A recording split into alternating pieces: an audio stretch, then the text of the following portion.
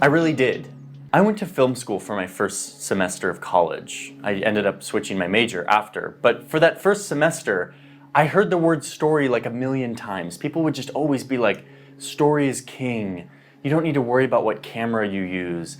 As long as you have a beautiful story, that's all that matters. And I never really understood it. It became this credo that people just repeated over and over. And I couldn't tell if I was the only one who didn't understand it, or if we were all just sort of pretending to understand what story was, and no one really understood. It was a confusing thing, but it gave me a very negative association with the word story and this obsession with just saying story is king. They always talked about story as if it was one thing, like it was this one holy grail, that all good stories follow some recipe.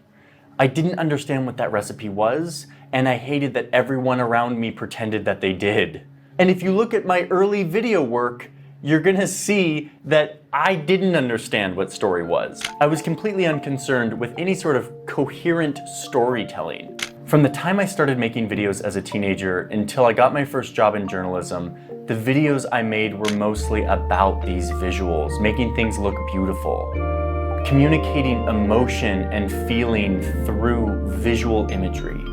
According to the experts at my film school, this wasn't story. This was abstract garbage. And looking at it today, I can kind of see what they mean, but at the end of the day, this was value to me.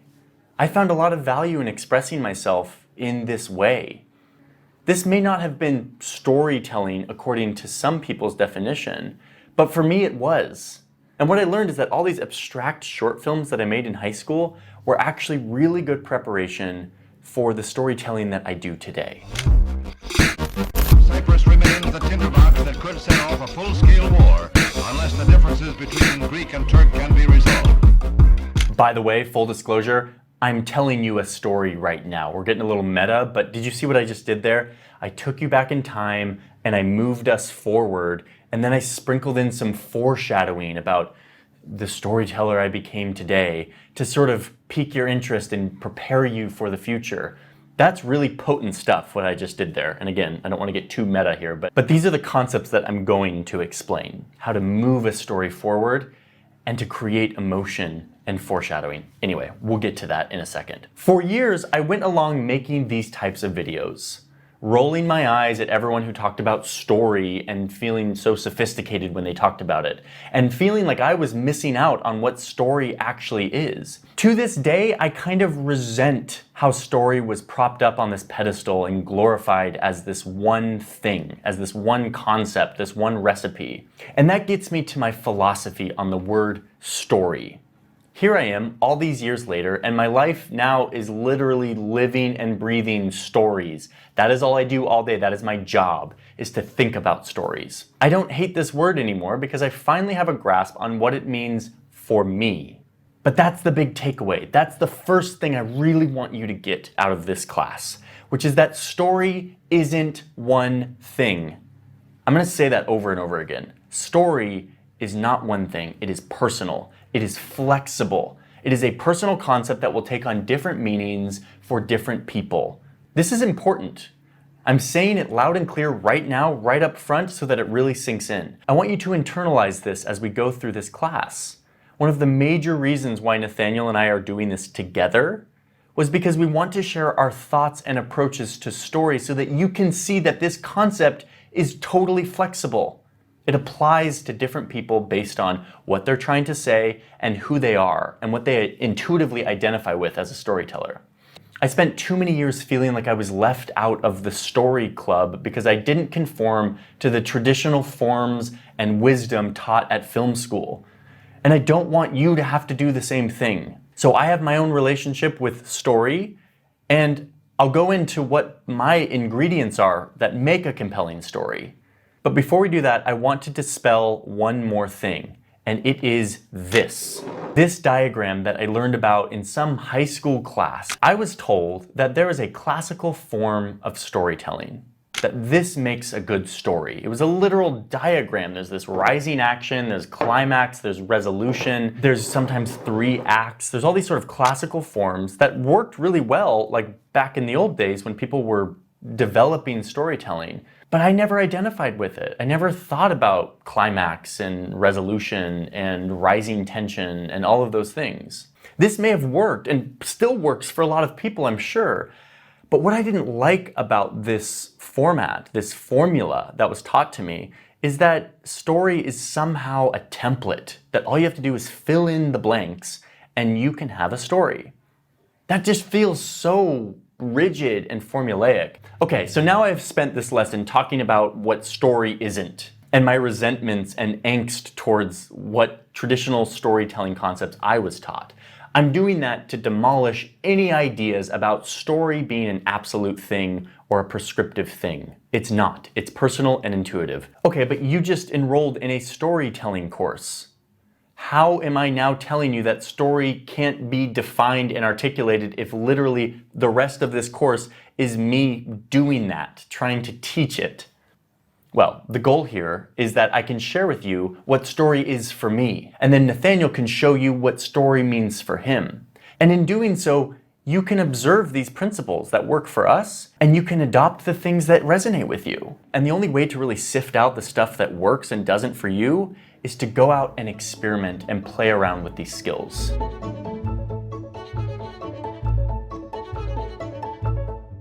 Okay, with all of that set up, let me tell you what story means to me.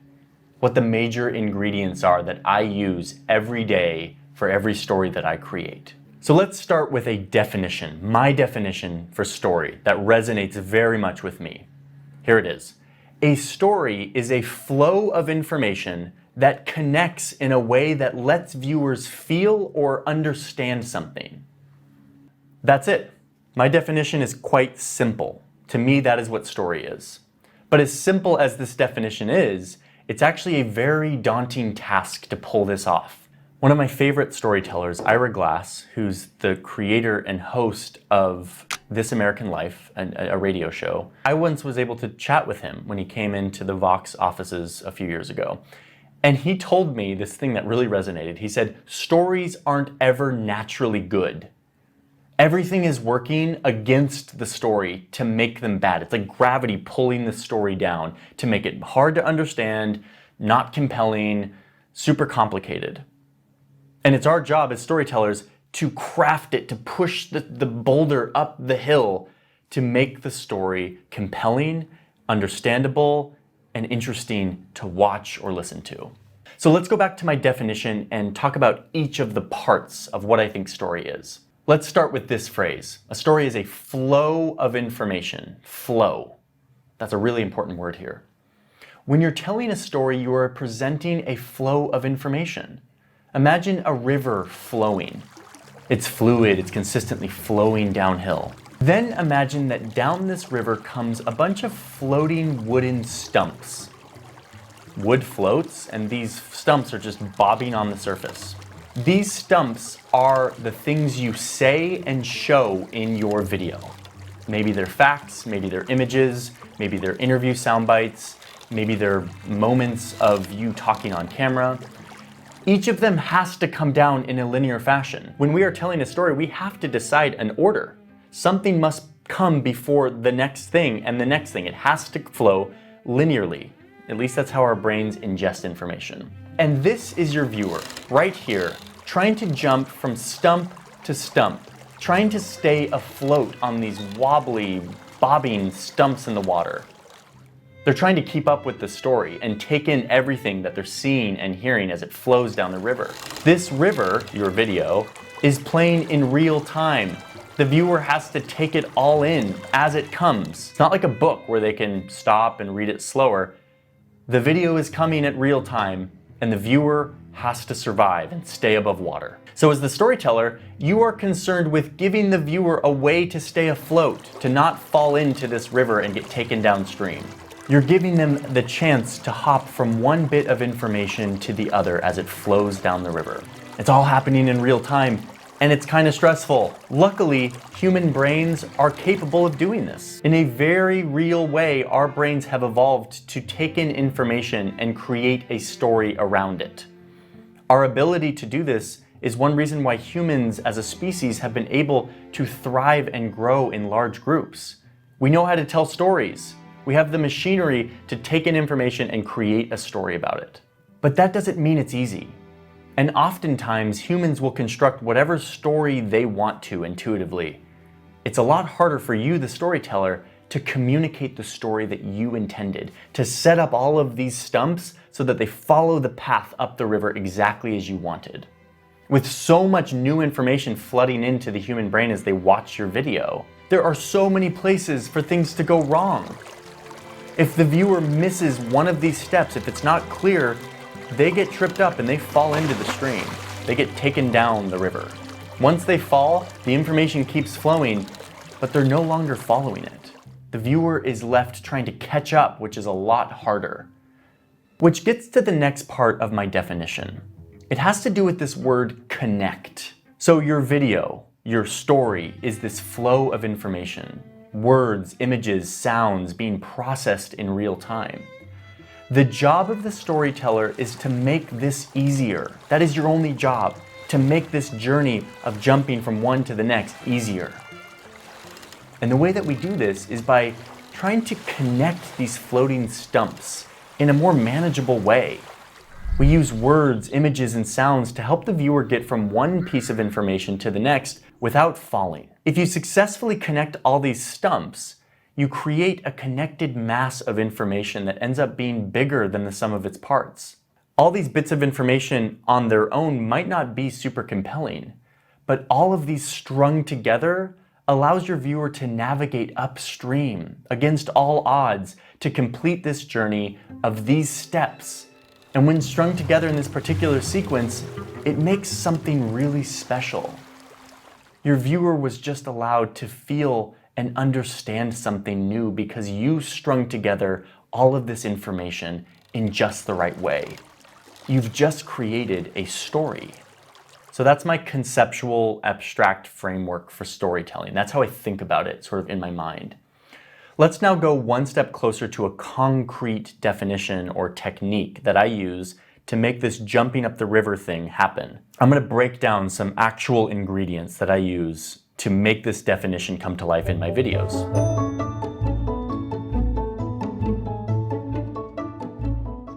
Ingredient number one is forward motion. Forward motion is the most fundamental principle of storytelling. Forward motion means that the information that you are presenting pushes the story to the next step. Like I said, human brains process information in a sequential way. You can't say 5 things at the same time and have the human brain ingest those 5 things at the same time, which is sort of a mind-bending idea that is explored in the movie Arrival, which is like really cool. But human brains, unfortunately, need one piece of information followed by the next, followed by the next, followed by the next. It is a sequence, which is why I use this river analogy. Every one of these stumps and every one of these connecting wires needs to have a direction to it. It needs to lead forward from one to the next. Okay, I'm done talking about analogies here. Let's give a real world example of what I mean by forward motion. Here's a story. One day I was sitting at my kitchen table looking out my window when a large bird hit the window. I went outside to investigate if the bird was dead. When I got outside, I saw the bird lying on the ground. It seemed dead. But then I saw its wing twitch just a little bit. It turns out it was still alive. I didn't know what to do. Should I kill it and put it out of its misery or try to revive it? This moral quandary left me petrified. I stood there outside my house looking at this bird for 5 minutes, not knowing what to do. If I did my job right, you're kind of curious what happens next. All of these feelings that maybe I've helped you feel in this story are made possible because of one thing: forward motion. Let's look at the story one more time. The first sentence, I'm sitting at my table looking out my window. There's no forward motion in that. That is like a context piece. I am sitting looking out the window. But then what happens next? Quote, when a bird hit the window. That moves the story ahead. I'm sitting there, that's the starting place. What moves the story ahead is the next thing that happens. A bird hit my window. It's an event that follows very naturally. You can envision it. That is forward motion. This is where the magic of the human brain kicks into gear. Your story brain wakes up and you're like, whoa, so what happens next?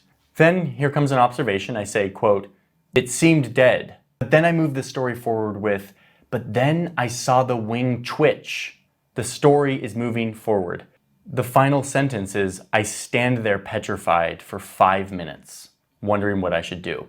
Even just the standing there, that doesn't feel like forward motion, but the fact that time is passing and I am sitting there clearly wondering what I should do with this bird is enough to keep you thinking, well, what's he gonna do? What's next? What's next? That is forward motion, creating a sense of movement forward in the story. And if you cut it off right there, that's called a cliffhanger. It's like forward motion, no more forward motion.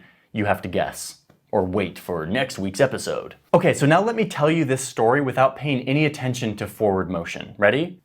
I was sitting at my table. A bird hit the window. Its wing was twitching. It was still alive.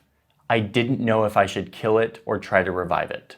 Okay, so this second version of the story delivers the same information as the first version, but the second one is way less interesting to your brain because it's not moving forward. There's no action. There's no one step to the next. Our brains crave forward motion because it helps us make the story easier to process and digest intuitively.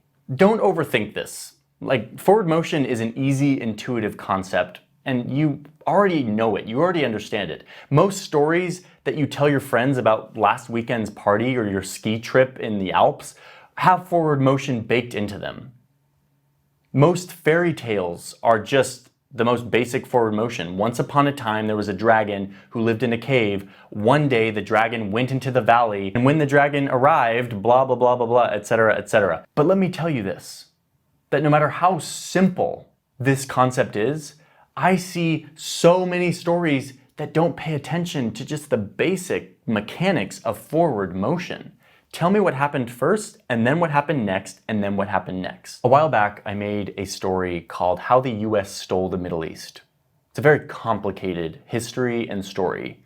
But even still, if you watch the video, you'll see that I lean deeply into forward motion to tell an almost fairy tale-like story of the US coming into the Middle East for oil and what happened next. Let's watch a little bit of that to see how these principles work in the types of stories that I work on every day. The world had just fought a brutal world war that was fought with new weapons that were powered by this new important substance, oil. Germany lost that war, in part because they didn't have access to enough oil to keep up with this new style of warfare that relied a lot more on machines. The young superpower realized that access to this stuff would determine who would be powerful and who would not. So they stopped looking west for a moment and turned east, with hopes of finding the fuel they needed to build their power. The US presence in the Middle East started with one little dot, right here.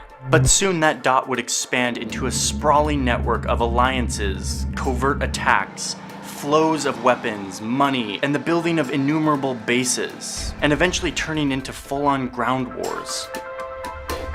This story could have said, in the early 1900s, the US was looking for new energy resources and looked to the Middle East to garner geopolitical advantage. But leaning into forward motion is a story fundamental that I believe in so much, no matter how complicated the story. And you will see that in all of my work. So I don't want this to all be abstract. I want to show you real examples of how this works in my real storytelling. This is a video I did probably 2 years ago about how the Dutch sort of conquered the ocean. That's not important. What's important is the visual flow of forward motion that we're going to see in this clip. Where are we going? What? So where are we going? Texel is the name of this place. It's set up. There's not a ton of forward motion yet. It's sort of like, where are we going? This is like context. Texel. Texel. Forward motion. Boom. Just those 3 shots are enough forward motion without any understanding of what's going on from the words or the music or anything. You know what's going on. The train just arrived. People are getting on the train. The bikes are in the train. They are now moving forward. This is literal forward motion. So forward motion is the fundamental storytelling ingredient. I think that that's pretty universal. I think that forward motion must occur for a story to feel at least somewhat connected. So now I want to talk about the second ingredient in my storytelling recipe, which is tension. It's a vital ingredient to keep a story interesting and compelling. Let's go back to story time and let me tell you two stories and we can feel out which one is more compelling. Last week, I met up with my friend Jackson at a park near my house to tell him about my new interest in pottery. When I got there, Jackson was wearing a red shirt. We discussed pottery for 3 hours, all the way until the sun was setting, at which point I decided to go home. Okay, that's story number one. Story number two. Last week, I met up with my friend Jackson at the park near my house to get advice on whether or not I should continue my new hobby of pottery. My pottery hobby has gotten really expensive, costing me hundreds of dollars a month. But it also brings me so much joy.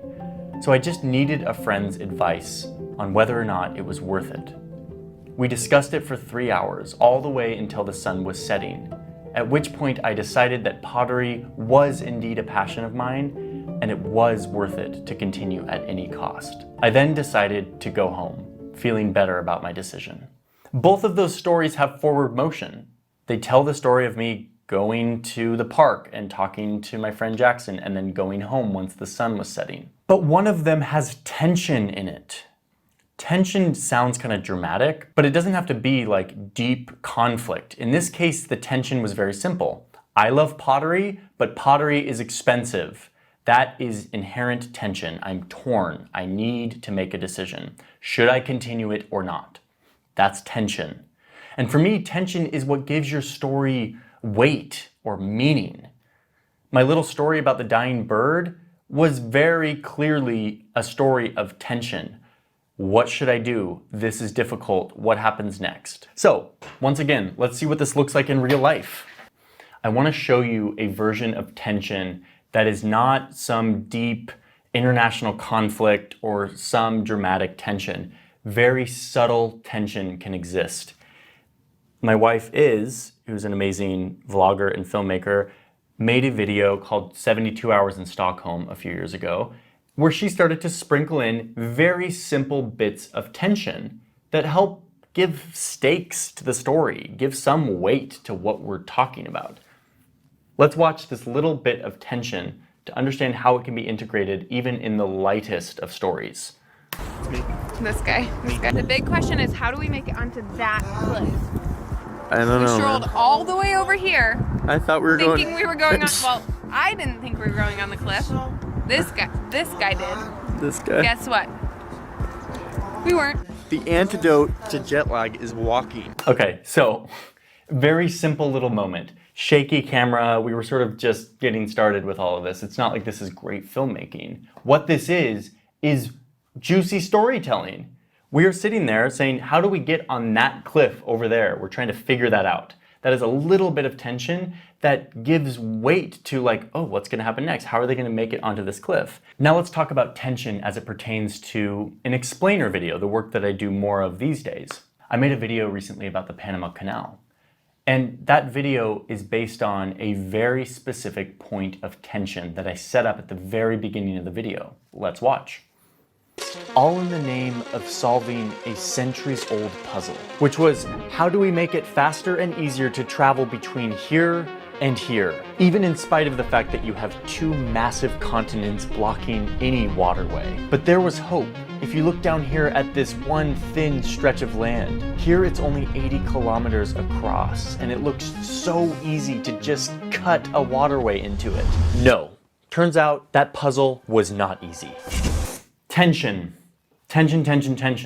There's tension just like setting up this entire story. People are trying to cut a waterway into the thin strip of land in Central America, but man, this is not going to be easy like the Suez Canal. How does this resolve? The entire video is effectively resting on that big question of like, how does this actually work? People who know that the Panama Canal exists know that eventually it gets done, but they're still willing to stick around and hear how that happened because I set up an important sense of tension to begin with. And yes, there's forward motion and all of that as the baseline, but tension is like the spice to a story. It gives you a sense of stakes and weight that keeps people wondering what happens next. The other side of tension that is closely related is resolution. If you've successfully set up tension in your story, you've now earned the ability to resolve that tension with some solution. And you can use that to communicate your main idea. Okay, so remember the dying bird. I built tension in that little story of the bird hitting the window and this moral quandary of, is this bird alive? Should I put it out of its misery? What should I do? That tension woke up your brain to a more engaged state. You are now wondering what I'm going to do in this difficult situation. As a storyteller, I could use this moment to say something that I really want to say. Now that you're listening and I have your attention and that you are identifying with the situation, I now have the ability to say my biggest point. Let's say that I wanted to communicate to you in my bird story that animal lives are just as important as human lives. I could use this moment to mount that tension. I'm petrified by indecision. What should I do? And then I have a realization that this bird's life is just as important. And so I bring it into my house and I fix its wing and I nurse it back to life. Do you see what I'm doing here? I'm using that moment of tension and I'm creating a resolution. And in the process, I'm saying what I want to say.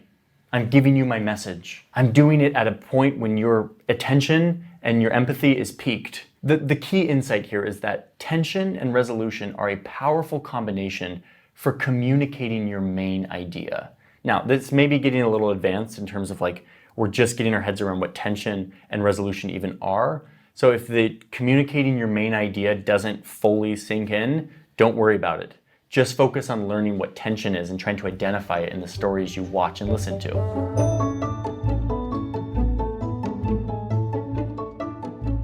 Okay, this lesson is long and full of a lot of information. This is my best conceptualization of what a story is. And let me just remind you, like I did at the top a million times, this is my version. This is my relationship to story. It's the result of years of thinking about this and coming up with my own ideas that I intuitively connect with. Your relationship with story is going to be very different based on your experience and your experimentation. In fact, come back and watch this lesson in 6 months after you've tried your hand at telling 5 or 6 travel stories. Some of these things may resonate in a new way. The other thing I've tried to do in this lesson is give you a few key ingredients that I feel like are pretty fundamental. Forward motion, the idea of connecting in a very forward-moving way, tension and resolution, and using that to communicate your main idea. Next, you're going to hear Nathaniel's version of story, and don't be surprised when his rendition is very different than mine. We're both storytellers. We both spend our time thinking about how to communicate ideas through story. But the beautiful thing is, we come at it in completely different ways. And my hope is that being able to contrast what I've just told you here with his approach is going to help you construct your own relationship with this concept.